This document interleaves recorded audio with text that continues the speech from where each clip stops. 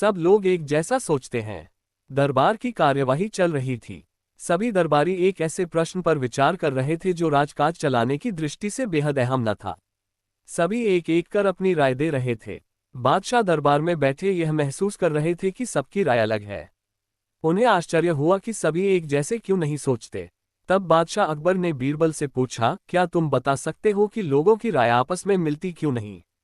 सब अलग अलग क्यों सोचते हैं? हमेशा ऐसा नहीं होता, बादशाह सलामत।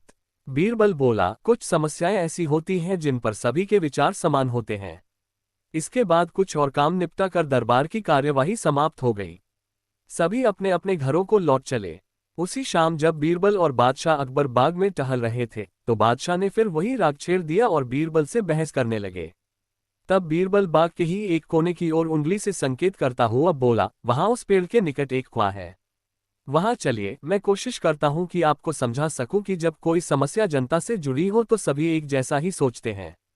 मेरे कहने का मतलब यह है कि बहुत सी ऐसी बातें हैं जिनको लेकर लोगों के विचार एक जैसे होते हैं।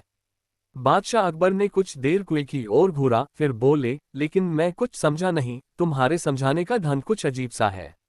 बादशाह जबकि जानते थे कि बीरबल अपनी बात सिद्ध करने के लिए ऐसे ही प्रयोग करता रहता है।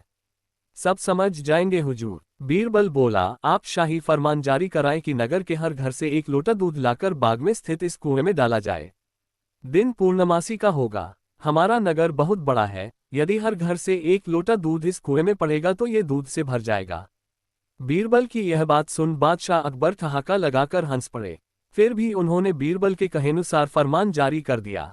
शहर भर में मुनादी करवा दी गई कि आने वाली पूर्णमासी के दिन हर घर से एक लोटा दूध लाकर शाही बाग के कुएं में डाला जाए। जो ऐसा नहीं करेगा उसे सजा मिलेगी। पूर्णमासी के दिन बाग के बाहर लोगों की कतार लग गई। इस बात का विशेष ध्यान रखा जा रहा था कि हर घर से कोई न कोई वहां जरूर आए। सभी के हाथों में भरे हुए पात्र बर्तन दिखाई दे रहे थे। बादशाह अकबर और बीरबल दूर बैठे ये सब देख रहे थे और एक दूसरे को देख मुस्करा रहे थे। सांझ ढलने से पहले कुएं में दूध डालने का काम पूरा हो गया।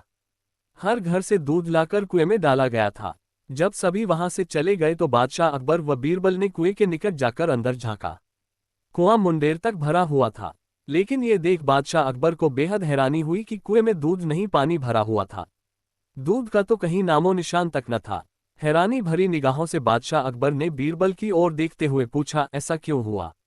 शाही फरमान तो कुएं में दूध डालने का जारी हुआ था, यह पानी कहां से आया? लोगों ने दूध क्यों नहीं डाला? बीरबल एक जोरदार ठहाका लगाता हुआ बोला, यही तो मैं सिद्ध करना चाहता था हुजूर। मैंने कहा था आपसे कि बहुत सी ऐसी बातें होती हैं जिस पर लोग एक जैसा सोचते हैं, और यह भी एक ऐसा ही मौका था। लोग कीमती दूध बर्बाद करने को तैयार न थे। वे जानते थे कि कुएं में दूध डालना व्यर्थ है, इससे उन्हें कुछ मिलने वाला नहीं था। इसलिए ये सोचकर कि किसी को क्या पता चलेगा, सभी पानी से भरे बर्तन ले आए और कुएं में उड़ेल दिए। नतीजा, दूध के बजाय पानी से भर गया कुआं। बीरबल की यह चतुराई देख बादशाह अकबर ने उसकी पीठ थपथपाई। बीरबल ने सिद्ध कर दिखाया था कि कभी कभी लोग एक जैसा भी सोचते हैं। ऐसे ही और नए वीडियो देखने के लिए हमारे चैनल को सब्सक्राइब करें।